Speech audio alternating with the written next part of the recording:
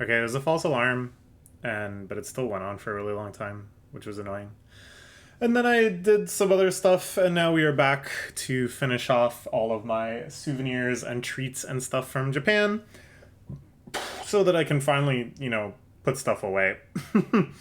We were going through my bag of gotcha toys. Let's pull out another one. This is more Suika stuff that looks like a peach. So that is not for me. I will just put that in the gift zone. This is a cat hat, which is also for a friend of mine. It has a goofy little face. It's a hat for your cat. Gift zone. More Suika. This is the smaller melon, not the watermelon, the titular Suika. But it's the second biggest one. I kind of wish I had just bought enough to get like a ton of these and be actually able to simulate games. But I don't know. Probably on Sudiga, yeah, I can get them for cheaper anyways. Just have to wait for another free shipping weekend. And this is also a gift for a friend of mine. You can't really tell, but it's like a stag beetle. I just remembered that I got it for him. So I don't bother opening that one up either. So we didn't actually end up opening that much gacha. Just because I said, oh, I'll just open it and see what it is and then put it back together, but I'm actually like too lazy to do that. So, we're all about efficiency of time and effort here, and we still got a lot to cover. So let me grab the next set of things.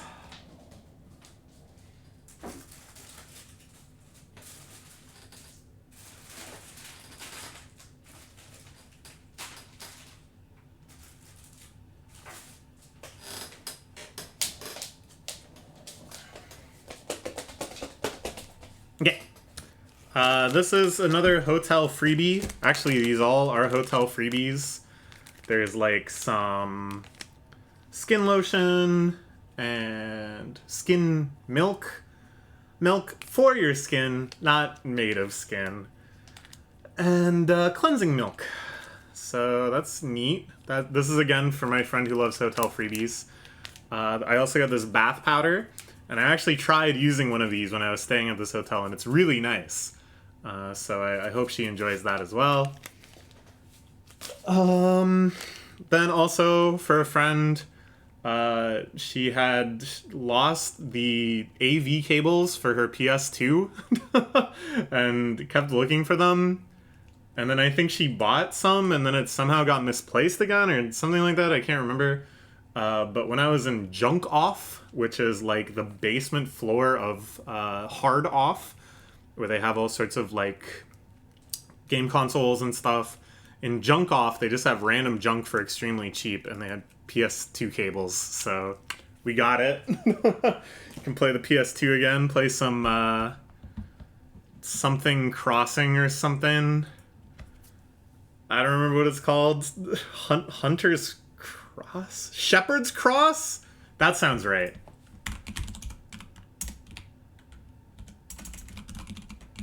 Shepherd's Crossing.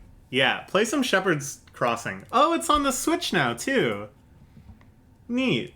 Maybe I'll play some Shepherd's Crossing.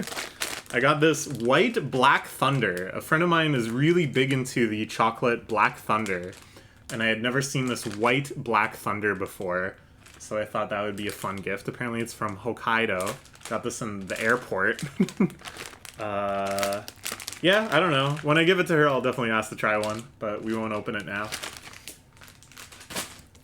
This is a little Pochako bag, because I told my mom, oh, I have a friend who loves this character, so if you see merch of this character, let me know. And then on a day where we were doing little solo adventures, she found this and got it for me, so I can put the other Pochako gift in that for my friend. So pretty neat. Ooh, and then this I'm very excited about.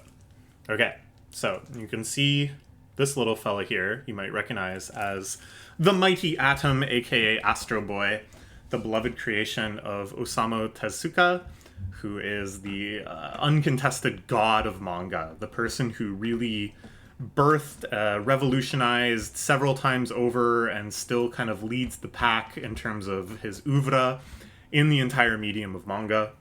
One of his great life works, perhaps his true magnum opus is the series Phoenix.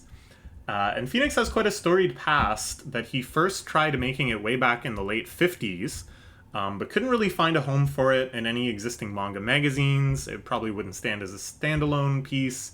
It's a very abstract, experimental story that looks at different episodes throughout human history, some taking place in the far, far past, some taking place in feudal era, some taking place in present day, some taking place in the far, far distant future, sometimes in kind of a modern semi-future.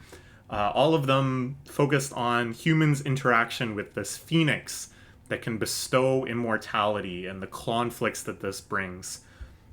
So, it's pretty high concepts and something that's maybe pretty philosophical and challenging for the typical manga reading demographic at the time, which was like it was kind of a kid's medium at the start.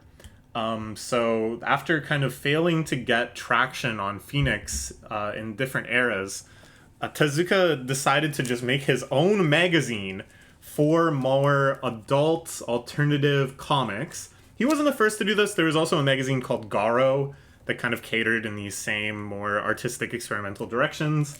But he wanted full creative control, able to release Phoenix on his own schedule.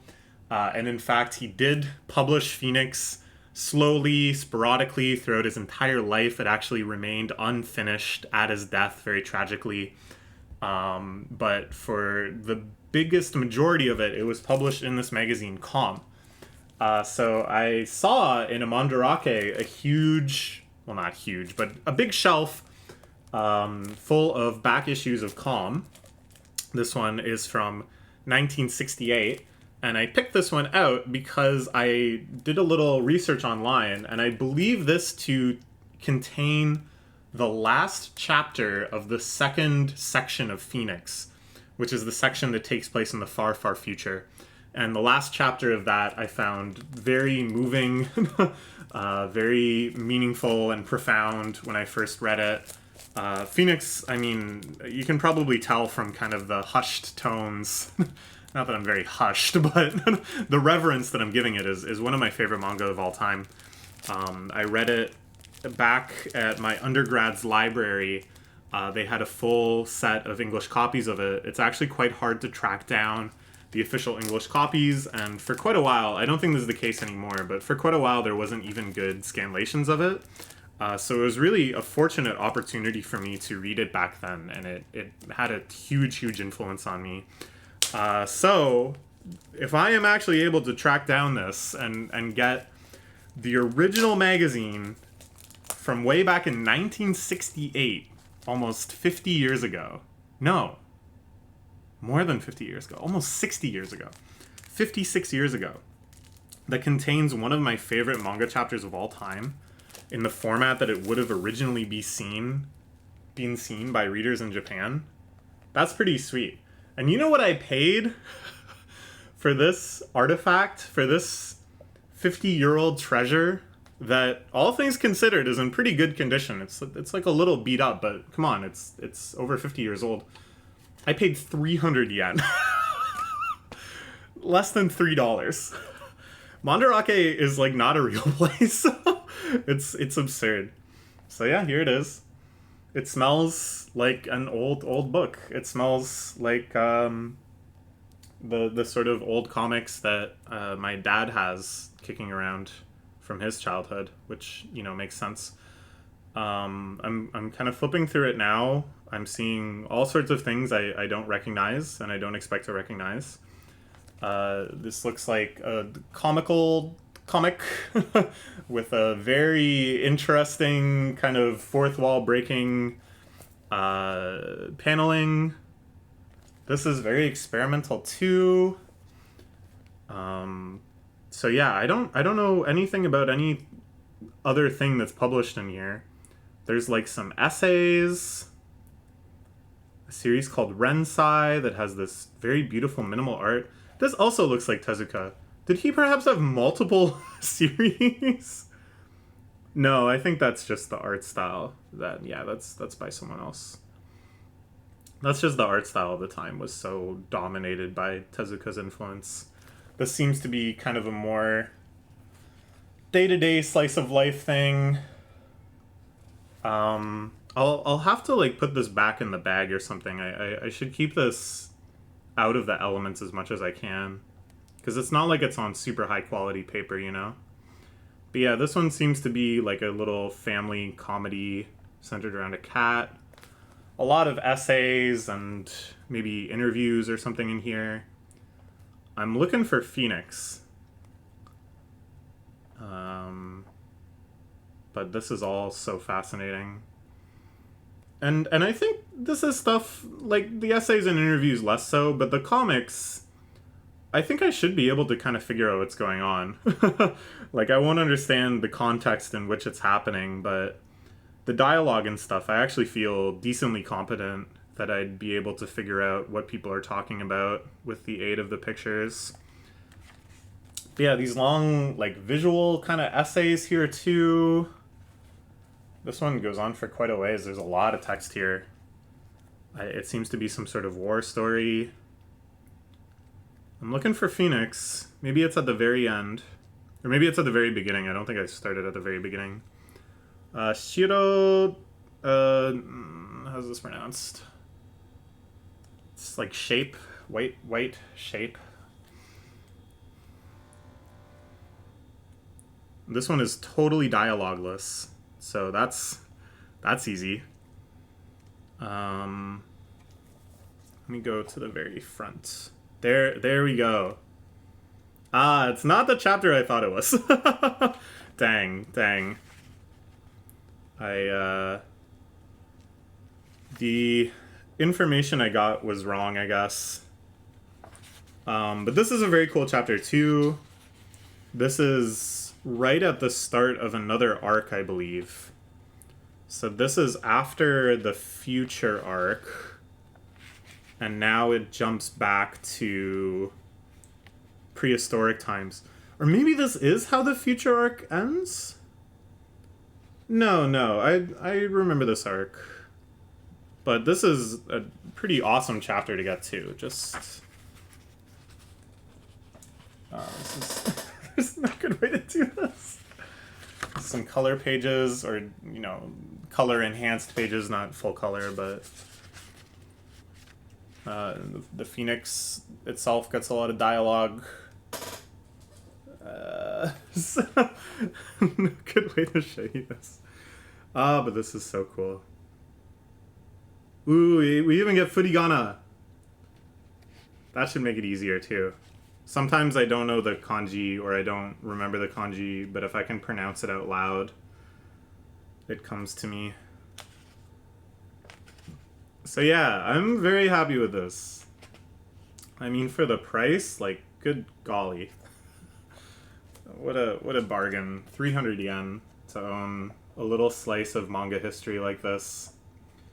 I'm sure I'll get into it in the let's go through photos, but Mandarake as just like a living for sale manga museum is just it can't be overstated how cool it is. It smells so good. Just because I grew up reading the old Mad magazines and Donald Duck comics and stuff of my dad and his brothers, it's like a very nostalgic scent to me, the smell of very old newsprint. Those were good times. Those were really formative times for me. This is so cool. Okay. Not the chapter I was hoping for. Have to get it next time. No, that's the candy zone. Just keep piling stuff up here. Okay.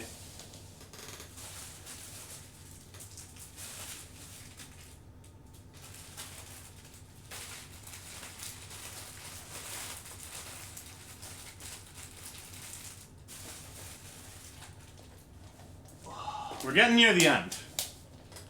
The second part will not be as long as the first part, I don't think. Although there is one more like candy marathon to round us out.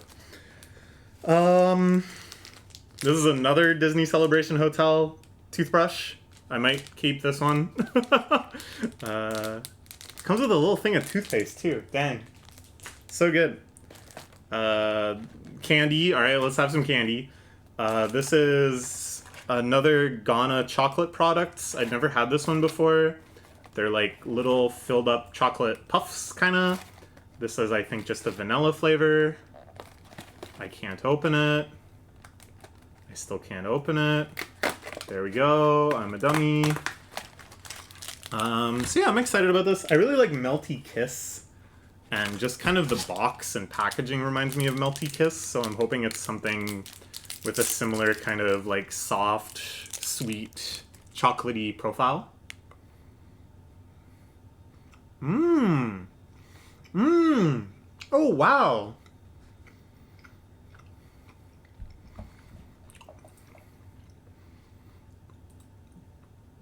That's really nice. That's really nice. The vanilla-ness is so rich. It's so creamy. Not too sweet. What it tastes like, to me, is like a pastry. It tastes like something that I would expect to only be able to get from a bakery. Like a Mille Blanc or something. Is that what I mean? Mont Blanc? Mont Blanc, Mille, something else. I'm getting my pastries mixed up. I'm trying to close it the way I'm supposed to, but it's not working. I think I'm gonna break it. Okay, whatever. Really, really nice. I wish I had tried more flavors of this, but I guess this was the only one I saw, or the first one I saw, but whatever. Really, really nice. Such a good vanilla flavor. This is something my mom got me. She saw it at Daiso, I think. My mom hit up a Daiso when we were on solo adventures one day.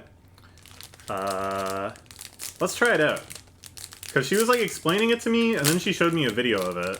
And even when I watched the video, I like wasn't almost certain what I was seeing. So it's very small. Comes packaged up like this.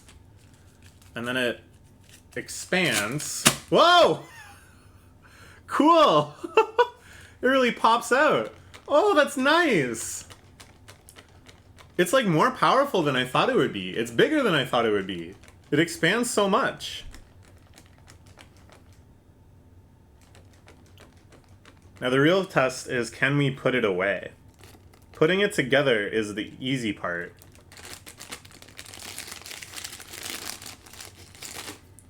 It even tells you on the back. Twist in the shape of figure 8 and fold it so it doesn't overlap. Okay. Twist. Fold it so it doesn't overlap. What? How can you fold something without it overlapping? Here's the diagram. Let's see if you at home can figure out what I'm supposed to do. Aha!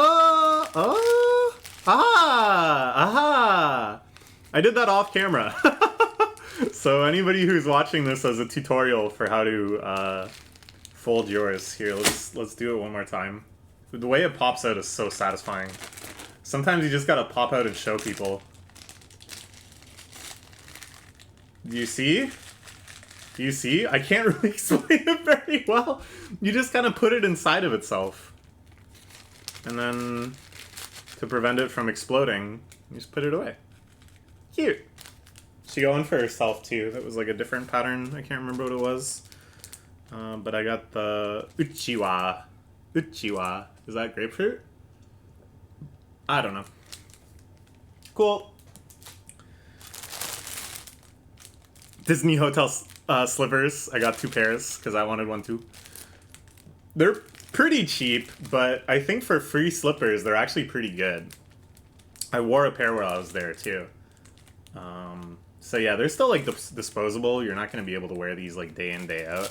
But for like guests or something, it's good to have a couple extra pairs of slippers if they want some slippers. You got a balcony. Hey, here's some slippers for the balcony. Boom. So yeah, another good hotel pilfer for my hotel pilfering friend. And then this I'm very excited for. Another relic of the past, inexplicably cheap in my mind. At the time, it retailed for 980 yen, and now, how old would this be? Like 25 years later, it still retails for 980 yen. So this is the performance guide for Dance Dance Revolution, which I don't know exactly what that means, but I assume it's gonna have like tips and tricks to make you a better DDR player, which already is like kind of interesting because it's like just like go faster, dummy. I don't know, how could it fill up a whole book unless it's maybe talking about individual charts and stuff, which is also very exciting. Don't really know the best way to open this. But no matter what, it's a very exciting like relic because, as I said before, this is like 25 years old. This is basically as old as DDR. This came out like the same year in which DDR came out. Like, I think before there was even Second Mix, they made this book, which I can't open.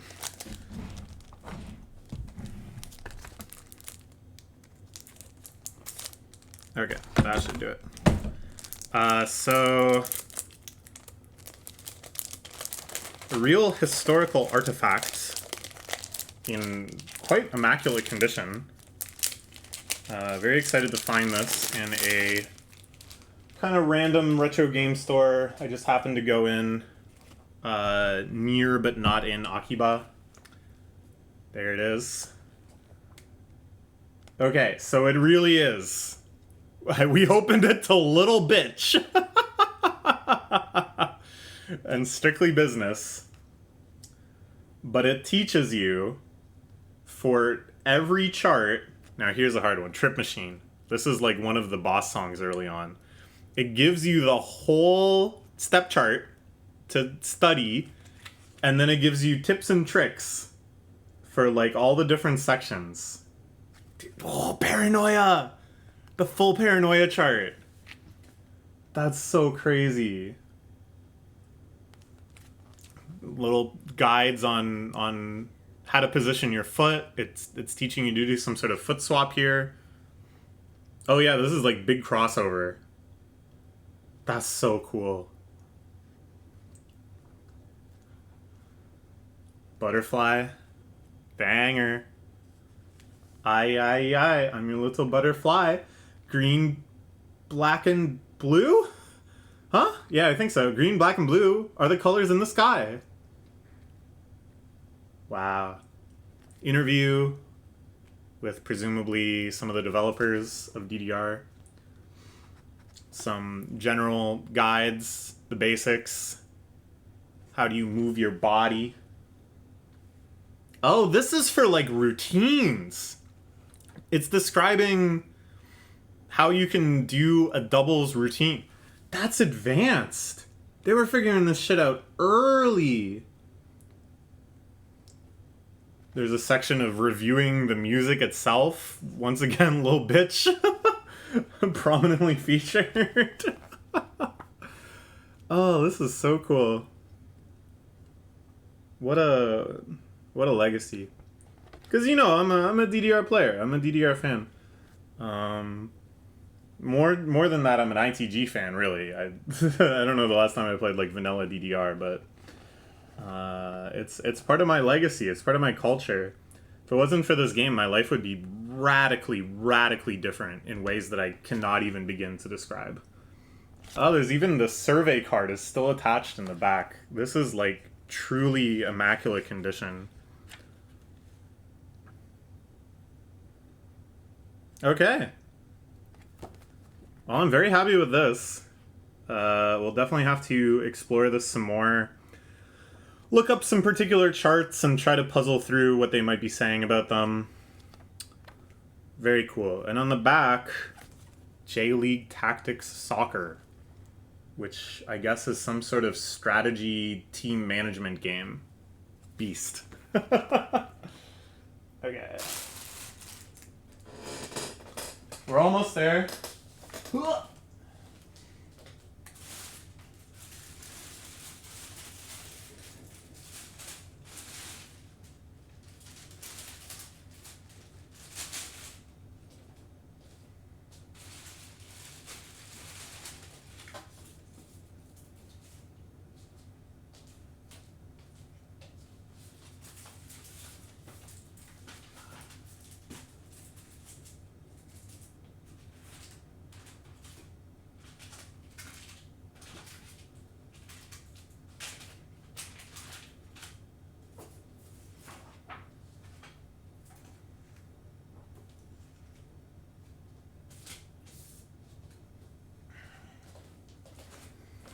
Okay, this is like the penultimate pile.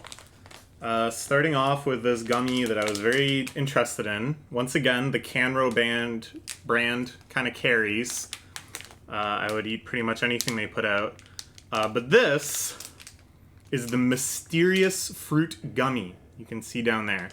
And it looks like something from the Codex Surferanan. I made a reference to this when I was making the photo videos. And at that time I remembered what it was called, and now I can't. It's Codex Seraphinus? Maybe? So yeah, it's like a fake fruit. They made up a fruit, and this is the flavor of that fruit. And on the back is some like kids' drawings of something. It's Taki's drawings, apparently. And let's check it out. There's like a whole little encyclopedic entry about the fruit that I'm too lazy to read. But it's the Uchacha fruit. Number 7. So maybe there's more of these. I kind of thought maybe there would be, that this was like a line of gummies. But this is the only one I saw. And I didn't even find it in some like obscure candy store. I just found it in like a 7-Eleven. So I don't really get it. Woo! Smells like a lot of different fruits at once. I get... I'm gonna use my wine tasting prowess here. There's aromas. Stone fruit. Maybe tropical fruit a little bit. Mango. I get an overtone of pineapple. And citrus. Definite strong base of citrus. Now, of course, I'm also influenced by the color and kind of the combination of fruits depicted on the art. But really trying to put that aside, I think those are the major elements. The gummy itself has the same kind of like prongs as the fruit, I guess.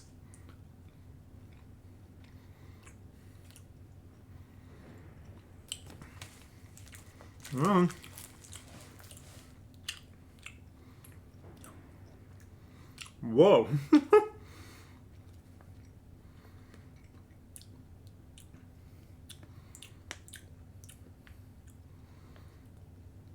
Pretty crazy, okay?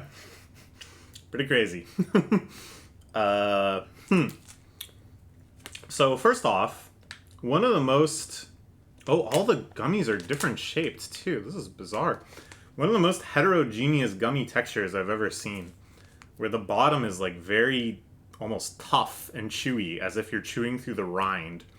And then the top was extremely soft and almost... I don't think it did, but it almost felt like there was like juice encapsulated in it. Like it just became so insubstantial as I bit through it. I'm gonna have another one. This is like... This is way out there. This one is like a little comma. I'm gonna fuck up some commas a la Future. Yum.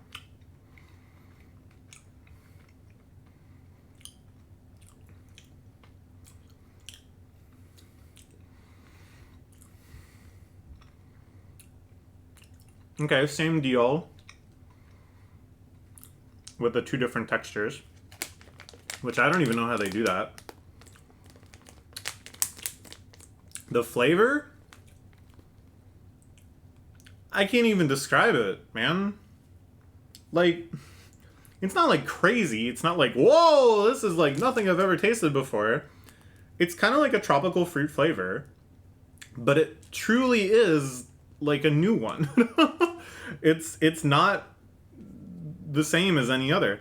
Now, I'm sure if it was called like coconut, mango, pineapple, orange, if that was like, it was just coconut, pineapple, mango, orange gummy, I'd be like, yeah, okay, it tastes like coconut, pineapple, mango, orange. But it also kind of just tastes like something else.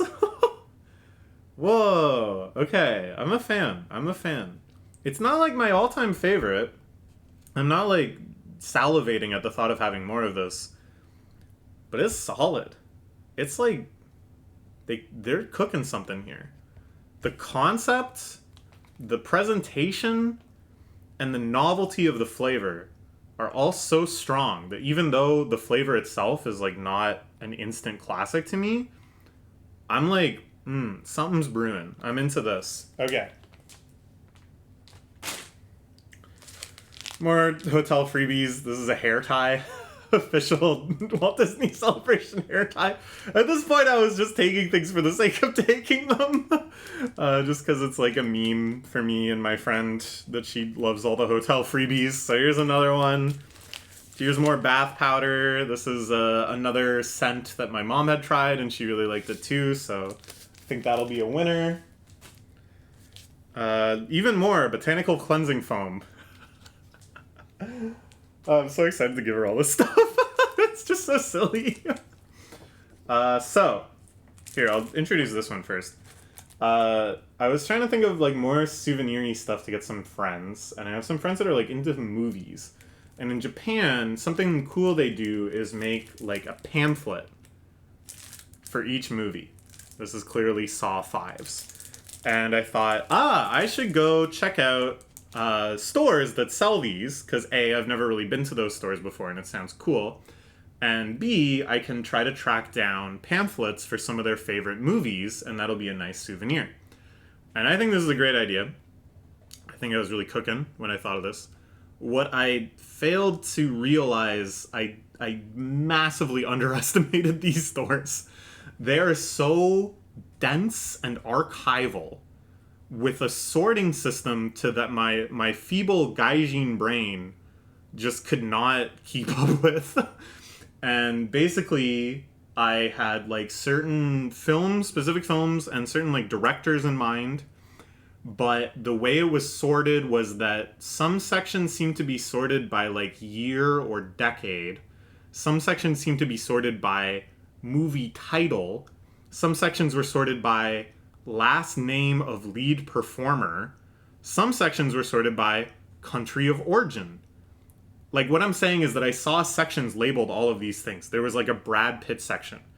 There was also director sections. Like, I saw a Cassavetes section. Then I saw like a China section. Then I saw a 2000s section.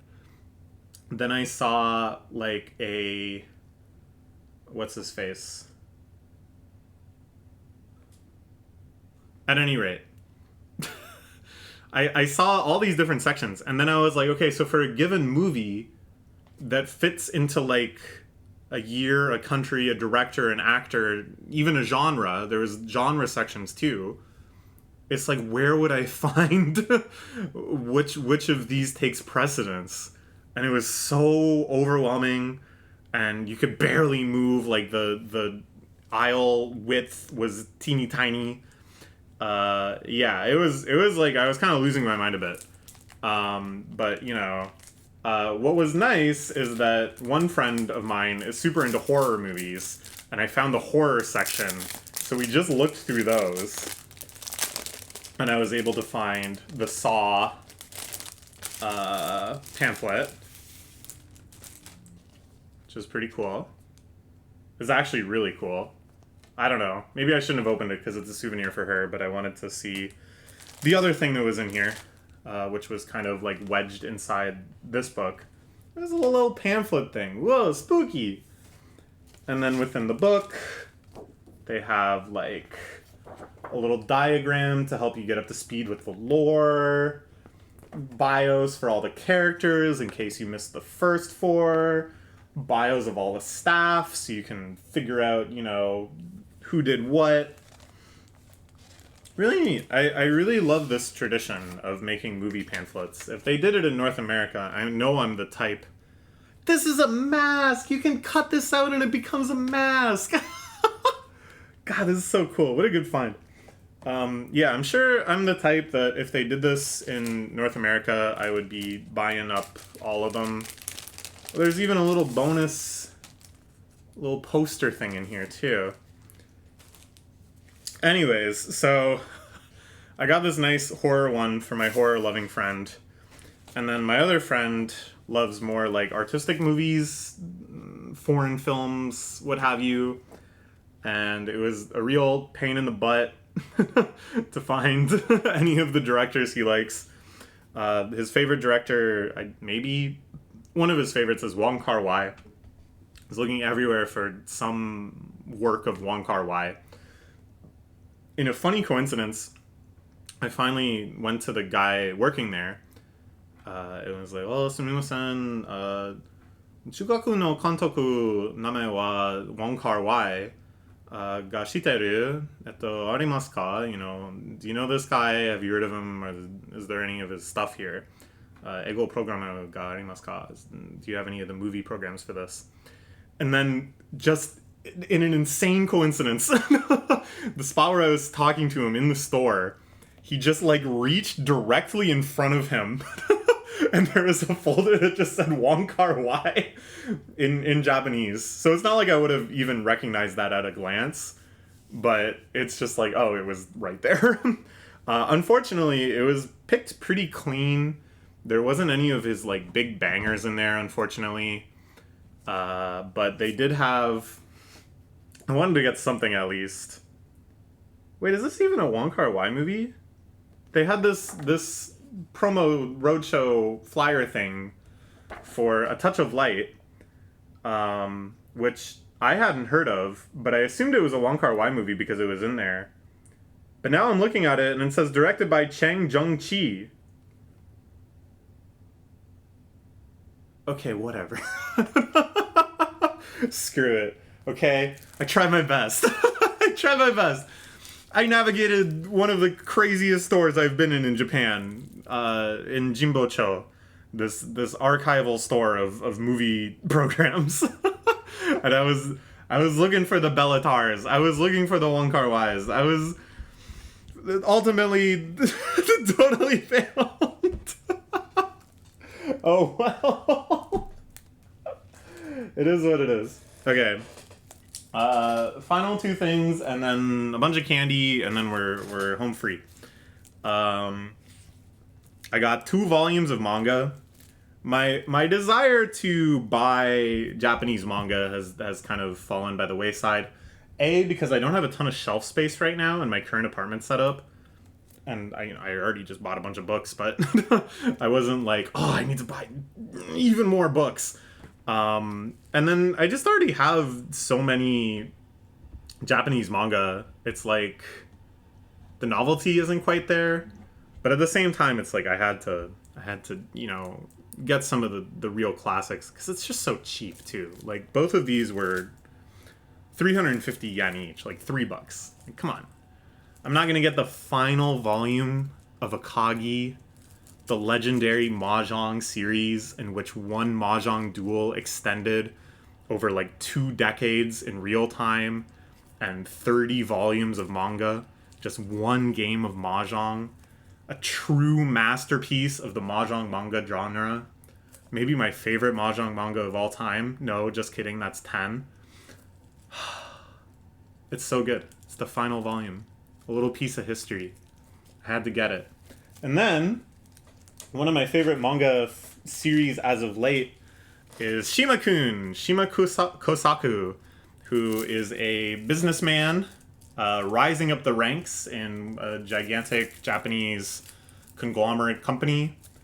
It's been running since the 80s. It runs like in real time. That is, it reflects like the current social happenings of the era in which it was published. It goes through different sagas, which each get their own title, and general kind of aesthetics. This one is the first volume of the Bucho arc, which is like after his first substantial promotion. This is something that has been scanlated into English. This team, Hiwa Mata Nobaru, which scanlates a lot of stuff I really, really like, has been working on it very diligently, putting out volume after volume of this massive, massive series that has been, as I said, running since the 80s. So this is a volume I really remember liking. So I was happy. I just wanted to get some Shima-kun thing just because I've become such a big fan lately. So I thought this was a good choice. All right. We're doing good. As I said, I took a little break between those videos while the fire alarm was going off. Drank some water. Had some non-candy food. I'm ready for more sugar.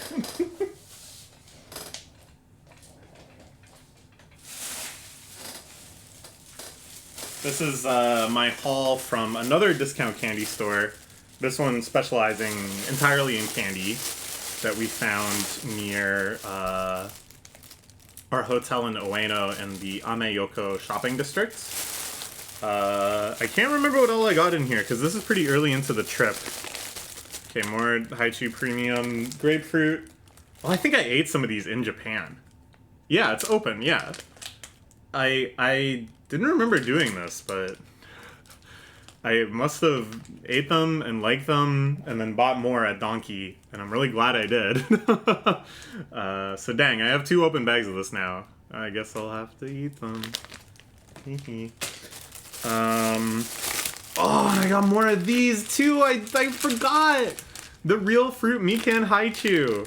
I just assume it's real fruit. I don't know, but these I was ecstatic about. And I was like, oh, I wish I bought more. I did buy more! Way back in Ameyoko. Haichu Premium Orange. You already know. It goes hard. Oh, I got even more of these fettuccine things. I didn't even know that I was gonna like them this much, but I committed. It just looked appealing, I guess. Or, honestly, I was just like, knock fingers in the basket. Oh, it's so cheap, it's so cheap.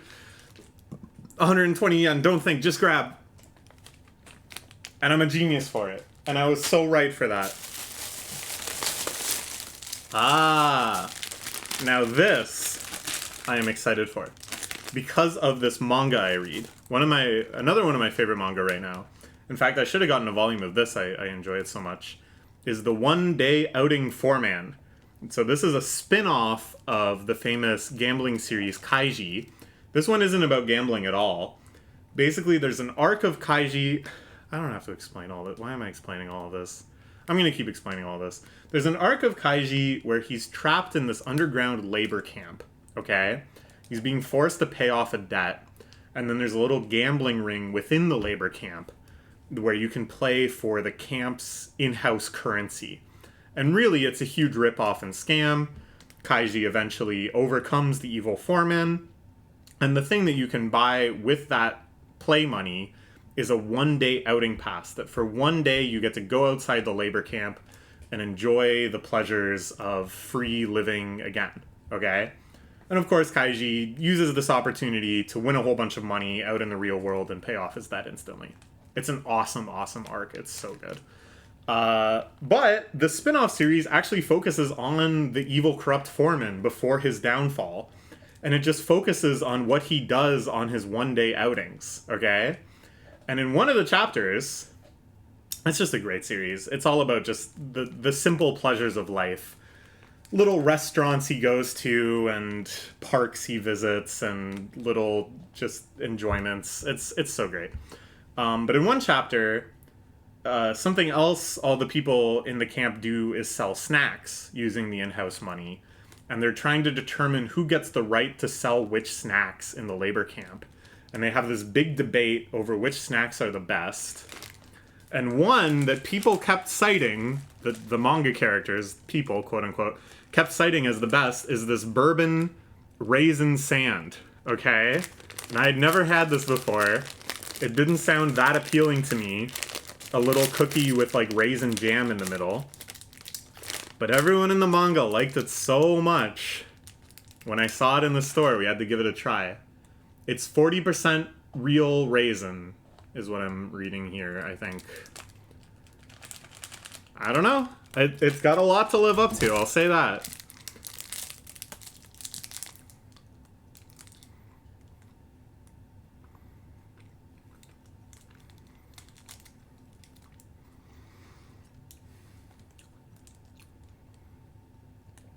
Wow. Have you ever had a feeling of nostalgia for something that you've never actually had before? That's what I'm getting right now. It tastes like my childhood. And not in like... I didn't have this as a child. I didn't have bourbon raisin sando. But what I did have is date squares. My grandma would make date squares a lot. And this tastes kind of like it. This tastes like an homage to a nice date square. It's really lovely. It's very... The cookie part is like crumbly, flaky, almost pastry-like.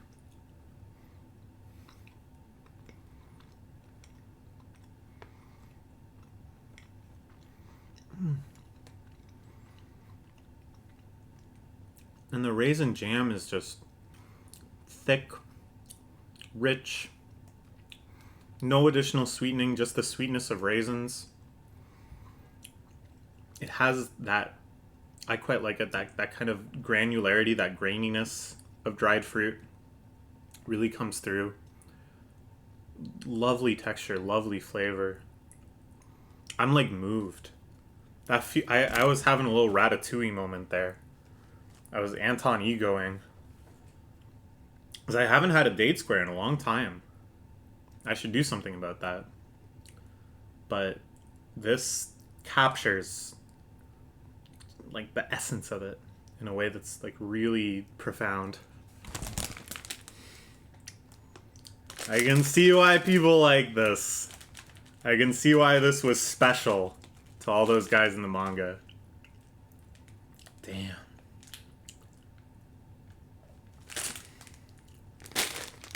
I should have bought way more of this. I wonder though if I can get it in Canada, because I never had even thought to look for it until I just randomly saw it in this Japanese store. And I was like, oh hey, this is from that manga. I'm sure there's something like this I can get in Canada. Something like this. That's not gonna cut it. I need the bourbon brand. I want the real Raisin Sando. God, making the tier list is gonna be so hard. Oh, this is Tom's. My mom just got these for me, like in Canada. Because the chewy bites are kind of hard to find still. Before, you could only get them in the States, and every time I'd go to the States, I'd get a whole bunch. And then they started selling them in Canada, but it seems very sporadic, like certain Shoppers Drug Marts will randomly have them. So my mom found some, she said, hey, I'm getting them some for you. And then we didn't see each other until we were in Japan, so... Okay, here we got macadamia matcha flavor. I've had the normal macadamia chocolates from Meiji quite a few times. They're very nice, they're very good. But I had never before seen the matcha flavor, so we're gonna give that a try.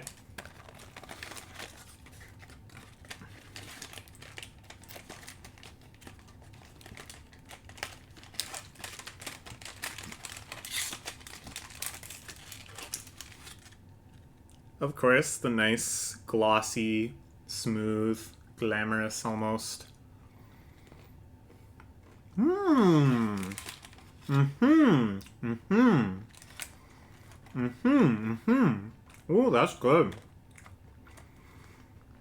That's very good.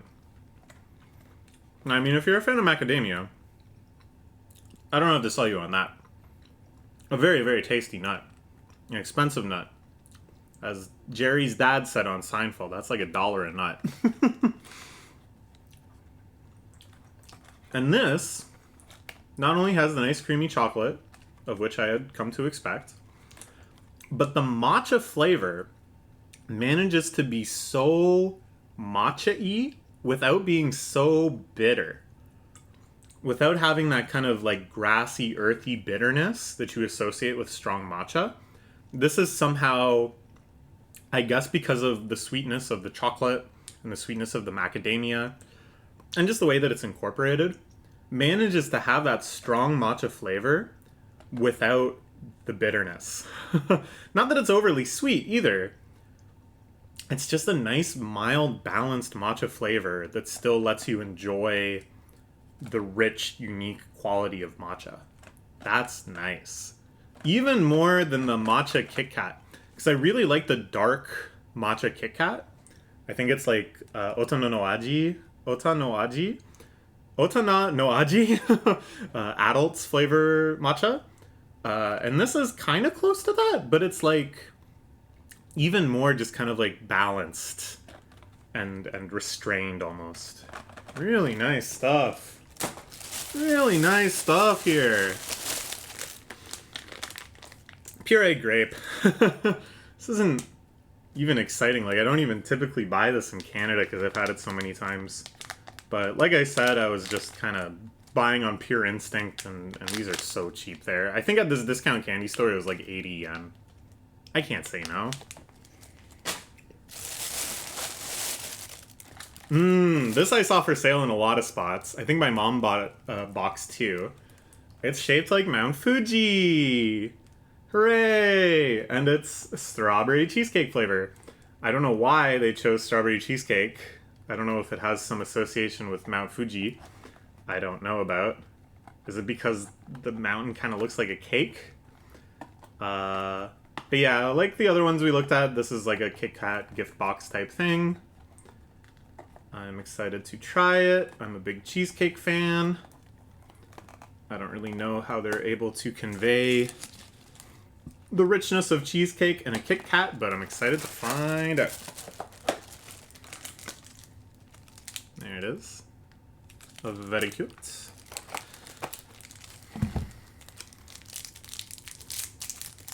Pure white. More cheesecake than strawberry, I suppose. Well, that's pretty good. It has aspects of the cheesecake flavor that I didn't think they would be able to capture. Like the very slight kind of yogurty sourness of cheesecake that you kind of want. Okay, not bad. Strawberry flavor is very subtle, which I don't mind, because the more novel element is the cheesecake, to be sure. Yeah, pretty cool. More of these guys. The peach flavor. Not as common as the apple flavor, but something I've still, again, had in Toronto. More just buying it because it was cheap. And finally, grape fettuccine. Love this stuff. Again, very widely accessible even in Toronto, but if I'm going to pay so little money, I can't help but indulge. And that's it. There you can see the big, messy pile of stuff. But now that I've talked about it, I can actually clean it up and put it away. But before that, we are going to make our physical candy tier list. At first, I was trying to just place the candy down as I ate it in that order, but that got way too messy. So now I'm going to sort it out, and I'll show you when it's done. If I was a good video editor, of course, this would be cut out, but I'm not.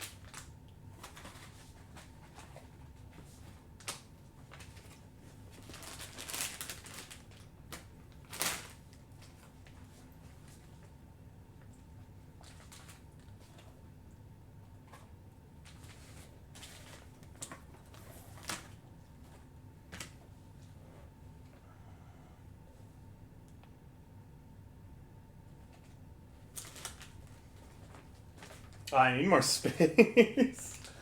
Okay. I'm gonna do a few things at once here. Actually, you know what? This can be its own separate video. I am gonna be a good YouTuber. We're gonna stop this one here. That's it. That's all I got. And then I'm gonna sort the candy into the physical tier list because I think that's fun. And then I will show you a video of that probably like tomorrow. Okay, bye-bye.